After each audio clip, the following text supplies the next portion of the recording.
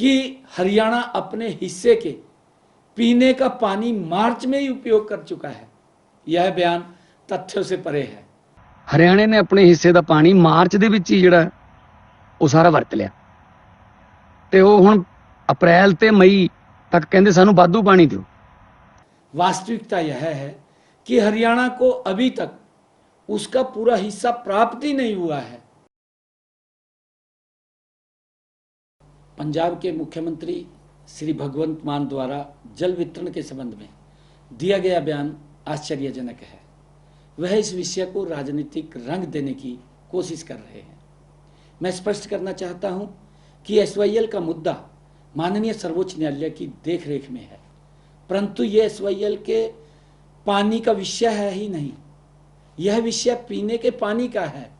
मैं बताना चाहता हूं कि हर वर्ष अप्रैल, मई और जून के महीने में हरियाणा कॉन्टैक्ट पॉइंट पर 9000 क्यूसिक पानी बीबीएमबी द्वारा दिया जाता है।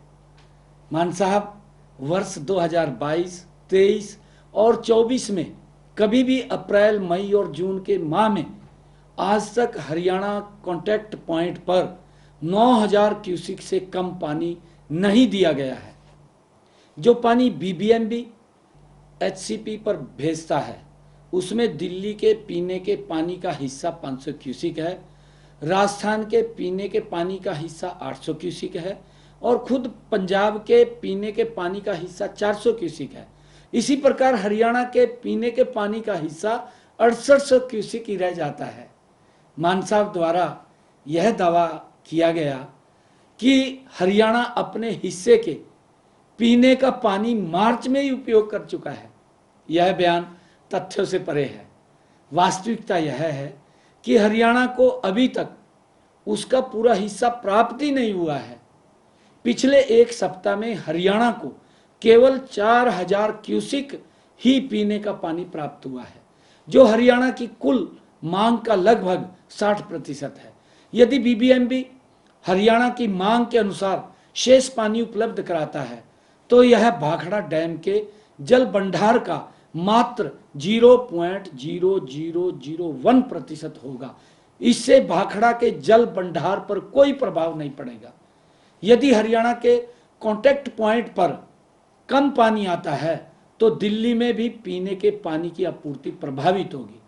मान साहब, जब तक दिल्ली में आम आदमी पार्टी की सरकार थी तब तक दिल्ली जाने वाले पानी पर आपकी सरकार को कोई आपत्ति नहीं थी, लेकिन अब दिल्ली में आम आदमी पार्टी की सरकार हार गई है तो दिल्ली की जनता को सजा देने के लिए मान साहब यह बयानबाजी क्यों कर रहे हैं।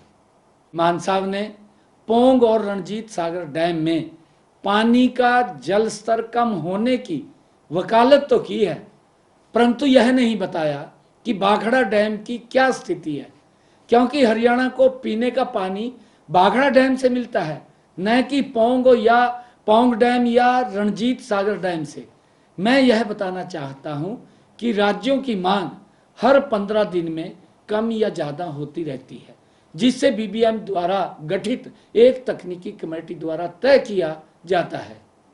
मान साहब, यह कहना कि आज से पहले पंजाब ने या बीबीएमबी ने पानी का हिसाब नहीं रखा, यह बिल्कुल झूठ है। एक एक बूंद पानी का हिसाब बीबीएमबी के साथ साथ राजस्थान, पंजाब, दिल्ली और हरियाणा की सरकारों के पास हर समय रहता है। मान साहब, इस विषय पर मैंने 26 अप्रैल को स्वयं फोन पर आपको बताया था कि बीबीएमबी की टेक्निकल कमेटी ने पंजाब, हरियाणा, दिल्ली और राजस्थान को पानी छोड़ने का जो निर्णय 23 अप्रैल को लिया था उसके क्रियान्वयन में पंजाब के अधिकारी आनाकानी कर रहे हैं।